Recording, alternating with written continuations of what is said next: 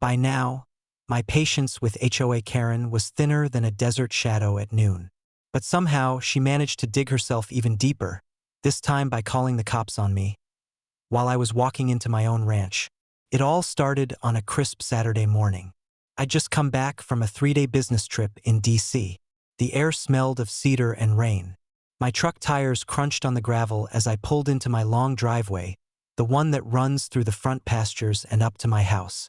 I stepped out, stretched, and took a deep breath. Home sweet home.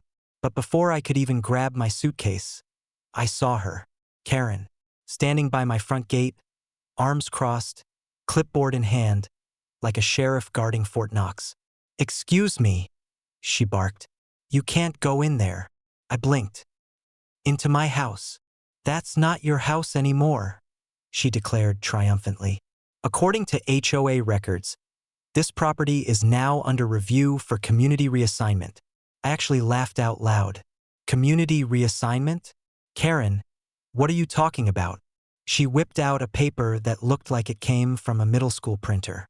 "You were absent for over 72 hours without notifying the HOA. According to the bylaws, that qualifies as property abandonment." I rubbed my temple. "Karen, I was in Washington, working at the courthouse." "Well," she snapped, "until your residency is verified, you are not authorized to enter the premises. And if you try, I'll have no choice but to call the authorities." I smiled slowly. "Go ahead." She hesitated for a moment, probably expecting me to back down. When I didn't, she dialed 911 right in front of me. "Hello, yes. There's an intruder trying to break into 142 Ranchview Drive.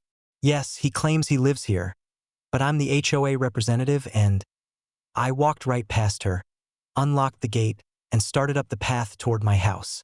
She screamed after me, "Stop! You're trespassing." 5 minutes later, 2 sheriff's cruisers pulled up. I stood calmly on my porch, sipping coffee, while Karen pointed at me like she'd just caught a bank robber. "There he is, officers. He's pretending to be the homeowner."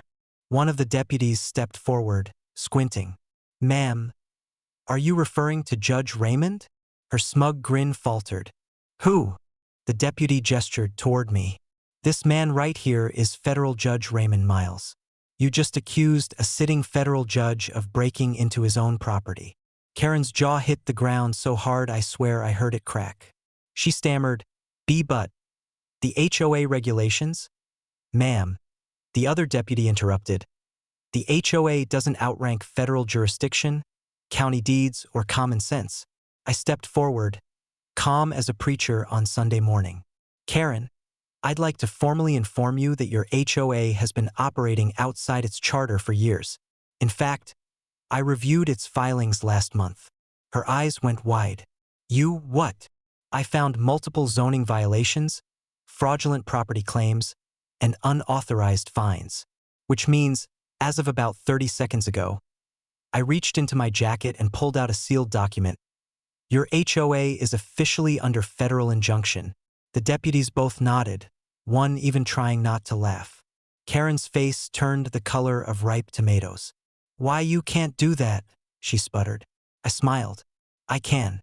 And I just did." She stood there speechless as the deputies handed her a copy of the order.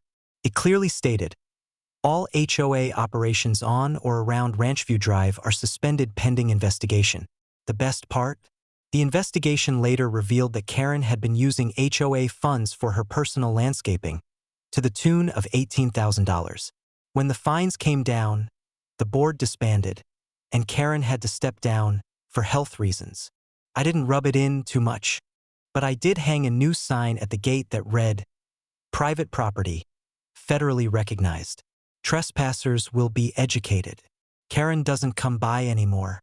Though, rumor has it, she still twitches whenever she sees a black mailbox or a sheriff's cruiser. And me? I just enjoy my mornings in peace, knowing that the law and the land are finally on the same side.